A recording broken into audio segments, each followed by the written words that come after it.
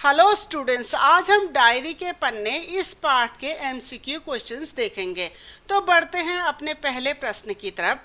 Diary के पन्ने मूल रूप से किसके द्वारा लिखी गई है? ये एन फ्रैंक के द्वारा लिखी गई है।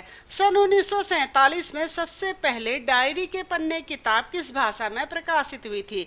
ये डच भाषा में प्रकाशित हुई थी। सन 1952 में डायरी के पन्ने किस शीर्षक से दोबारा अंग्रेजी में प्रकाशित हुई थी? यह अंग्रेजी में the diary of a young girl नाम से प्रकाशित की गई थी। डायरी के पन्ने पाठ का हिंदी अनुवादक कौन है? सूरज प्रकाश जी ने इसे हिंदी ट्रांसलेट किया था। डायरी के पन्ने के अनुसार यहूदी लोग किसके जुल्म के शिकार हुए थे? हिटलर और उसकी नाजी सेना के। एन फ्रैंक की डायरी इतिहास के कैसे अनुभव को बयां करती है? आतंकप्रद और दर्दनाक अनुभव को बयां करती है। एन फ्रैंक का जन्म कब हुआ था? 12 जून 1929 को हुआ था। 13 जून 1944 को एन फ्रैंक कितने वर्ष की हो गई थी? 15 वर्ष की हो गई थी। एन फ्रैंक व अन्य लोगों को नाजी पुलिस ने कब पकड़ा? 4 अगस्त 1944 को पकड़ लिया था। एन फ्रैंक की मृत्यु कब हुई? 1945 में। एन फ्रैंक ने डायरी लिखने की शुरुआत कब से की? 8 जुलाई 1942 बुधवार के दिन से की थी। एन फ्रैंक ने किसको संबोधित करते हुए अपनी डायरी लिखी थी? अपनी किटी नाम की गुड़िया को संबोधित करते हुए उन्होंने पूरी डायरी लिखी है।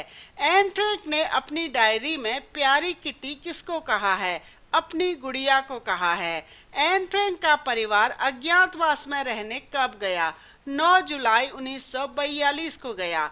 एन फ्रैंक व उसके परिवार को लगभग कितने वर्ष तक अज्ञातवास में रहना पड़ा? 2 वर्ष तक अज्ञातवास में रहना पड़ा। अज्ञातवास में कुल कितने लोग गए थे? अज्ञातवास में कुल 8 लोग गए थे, जिनमें एन, उनके माता पिता, उनकी बड़ी बहन मार्गोट, मिस्टर वान दान, मिसेज वान दान, उनका बेटा पीटर और मिसेस डसेल, यानी कुल 8 लोग अज्ञातवास में गए थे। एन फ्रैंक का कौन सा ऐसा शौक था जिसे उसके घर वाले बिल्कुल पसंद नहीं करते थे? एन फ्रैंक को रोज रोज नई नई केस सज्जा बनाना बहुत पसंद था, मगर उनके घर वाले इसे बिल्कुल पसंद नहीं करते थे। एन फ्रैंक को किसका भाषण सबसे अधिक सुनना पड़ता था? एन फ्रैंक को अपनी माँ की बातें सबसे ज्यादा सुननी पड़ती थी। एन फ्रैंक की बड़ी बहन का क्या नाम था? एन फ्रैंक की बड़ी बहन का नाम मार्गोट था। मार्गोट की आयु कितनी थी? लगभग 16 वर्ष थी। एन फ्रैंक का डायरी लिखने का खास कारण क्या था? अपने अकेलेपन को दूर करना व खाली समय को बिताना था। हर सोमवार को एन फ्रैंक के लिए सिनेमा और थिएटर पत्रिका कौन लेकर आता था? मिस्टर कुगलर लेकर आते थे। एन फ्रैंक ने दूरबीन लगाकर क्या किया? पड़ोसियों के घरों में ताक झांक की। एन फ्रैंक किसको जन्मजात बहादुर मानती हैं? चर्चिल को। एन फ्रैंक किसको जड़ मूर्ख समझती हैं? मिसेज वान दान और मिस्टर डसेल को। एन फ्रैंक किसको शांतिदायिनी और आशादायिनी मानती हैं? प्रकृति को। लेखिका के अनुसार शांति पाने की रामबाण दवा क्या है? प्रकृति। एन फ्रैंक का परिवार छुपकर कहाँ रहता था? एन के पापा के ऑफिस में रहता था। एन फ्रैंक के परिवार ने कितना वक्त अज्ञातवास में गुजारा? लगभग 2 वर्ष गुजारा। एन फ्रैंक का परिवार और मिस्टर वान दान का परिवार किस धर्म को मानता था? यहूदी धर्म को मानते थे। यहूदी घर से बाहर निकलते समय कौन सा सितारा पहनते थे? पीले रंग का सितारा पहनते थे। यहूदी घर से बाहर निकलते समय कहाँ पर सितारा पहनते थे? अपनी छाती के पास पीले रंग का सितारा पहनते थे। एन फ्रैंक के परिवार की पालतू बिल्ली का क्या नाम था? मूर्तजे। एन फ्रैंक के घर वालों ने खिड़कियों को किससे ढक रखा था? ब्लैकआउट वाले पर्दों से। युद्ध के समय ब्लैक मार्केट में जूते का नया तला कितने का मिल रहा था? 7.50 गिल्डर का। मिस्टर डसेल किस कारण एन फ्रैंक से खफा थे? तकिया उठाने के कारण वे एन फ्रैंक से खफा थे। मिस्टर डसेल के बारे में लेखिका ने किस विशेषण का प्रयोग किया है? चुगलखोर। मिस्टर डसेल एन फ्रैंक की शिकायत किससे करते थे? एन फ्रैंक की मां से। जन्मदिन पर एन फ्रैंक को क्या मिला था? बहुत ढेर सारे उपहार मिले थे।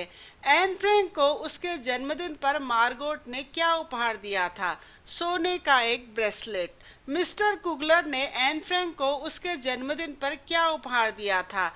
मारिया तेरेसा नाम की एक किताब। अपने दिल की बात एन किसको खुलकर बताती थी? पीटर को। पीटर एन को किस रूप में प्यार करता था? पीटर एन को एक दोस्त की तरह मानता था। एन फ्रैंक ने पीटर को किस प्रकार का व्यक्ति कहा है? वे उन्हें घुन्ना कहती थी। एन फ्रैंक ने डायरी लिखनी कब से शुरू की? 8 जुलाई 1942 से। एन फ्रैंक के पिता को किसके बुलावे का नोटिस मिला था? एएसएस का। एएसएस का बुलावा असल में किसके लिए आया था? एन की बड़ी बहन मार्गोट के लिए आया था। एन फ्रैंक के पिता और मिस्टर वानदान का संबंध कैसा था? वे दोनों बिजनेस पार्टनर होने के साथ साथ अच्छे दोस्त भी थे। एएसएस के बुलावे का क्या मतलब था? उन्हें यातना शिविर में जाना पड़ता था जिन्हें एएसएस का बुलावा आता था। एन फ्रैंक किस धर्म से संबंधित थी? वे यहूदी धर्म को मानती थी। एन फ्रैंक के परिवार ने एएसएस के बुलावे के कारण क्या फैसला लिया? अज्ञातवास में जाने का फैसला लिया। अज्ञातवास में जाने वक्त एन फ्रैंक के परिवार की किस व्यक्ति ने सहायता की? मियप ने सहायता की। कौन मियप की निगरानी में अज्ञात जगह के लिए रवाना हो गई? एन की बड़ी बहन मार्गोट। मियप कब से एन फ्रैंक के पिता की कंपनी में काम कर रही थी? सन 1933 से, यानी 1933 से। अज्ञातवास में रहने के दौरान एन व अन्य लोगों को किस घटना का सामना करना पड़ा था? सेंधमारी की घटना का सामना करना पड़ा था। भूमिगत हो चुके लोगों व पुलिस वालों के बीच कौन सा मैच हुआ था?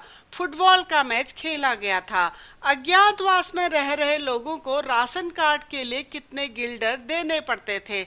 60 गिल्डर देने पड़ते थे। एन फ्रैंक ने अपनी बिल्ली को कहाँ पर छोड़ा था? पड़ोसियों के पास छोड़ा था। एन फ्रैंक के परिवार ने पहले कब अज्ञातवास में जाने का फैसला लिया था? एन फ्रैंक का परिवार पहले 16 जुलाई 1942 को अज्ञातवास में जाने वाला था, लेकिन बाद में उन्हें अपना यह निर्णय बदलना पड़ा। अज्ञातवास में जाने वक्त एन फ्रैंक ने सबसे पहले अपने थैले में क्या रखा? उन्होंने अपनी डायरी को सबसे पहले अपने बैग में रखा था। एन फ्रैंक ने अपने अकेलेपन को बांटने व अपने दिल की बात कहने के लिए किस चीज का सहारा लिया? उन्होंने डायरी लिखने का सहारा लिया। कौन सा देश जर्मनी के विरुद्ध युद्ध में शामिल नहीं हुआ? टर्की। कौन सी मुद्रा अवैध घोषित कर दी गई? 1000 गिल्डर का नोट। घायल सैनिकों से कौन बातचीत करता था? हिटलर। घायल सैनिक अपने जख्म दिखाते हुए कैसा महसूस करते थे? गर्व या फक्र महसूस करते थे। डायरी के पन्ने पाठ में किस समय के यथार्थ का वर्णन किया गया है? द्वितीय विश्व युद्ध के समय हिटलर द्वारा यहूदियों पर किए गए अत्याचारों का वर्णन किया गया है। मौत के खिलाफ मनुष्य किताब के लेखक कौन हैं? मिस्टर पोल दे क्विफ इस किताब के लेखक हैं। किसकी दशा को एन फ्रैंक विराट अन्याय का नाम देती हैं? महिलाओं की दशा को विराट अन्याय कहती हैं। एन फ्रैंक ने अपनी डायरी में किस देश की खराब सामाजिक व्यवस्था का उल्लेख किया है? उन्होंने हॉलैंड की खराब सामाजिक व्यवस्था का वर्णन किया है। सन 1944 में किसने एन फ्रैंक के गोपनीय आवास में छापा मारा था? गेस्टापो ने मारा था। सन 1945 में एन फ्रैंक की मृत्यु कहाँ पर हुई थी? नाजी यातना शिविर में उनकी मृत्यु हुई थी। जर्मनी की पराजय के बाद जब यातना गृह में कैद यहूदियों को आजाद कराया गया, तब फ्रैंक परिवार का कौन सा एकमात्र सदस्य जीवित था? ऑटो फ्रैंक, यानी एन फ्रैंक के पिता। तो बच्चों, ये था डायरी के पन्ने पाठ के एमसीक्यू क्वेश्चंस। उम्मीद है आपको समझ में आए होंगे। इन्हीं क्वेश्चंस को आप और विस्तार से देखना चाहते हैं तो आप हमारी वेबसाइट keepinspiringme.in में विजिट कर सकते हैं। डिस्क्रिप्शन में मैंने इसका लिंक दे दिया है। अगर आपको वीडियो पसंद आया हो, इन्फॉर्मेटिव लगा हो, तो प्लीज़ चैनल को लाइक करें, सब्सक्राइब करें और आने वाली वीडियो की इन्फॉर्मेशन के लिए बेल आइकन को दबा दीजिए। धन्यवाद।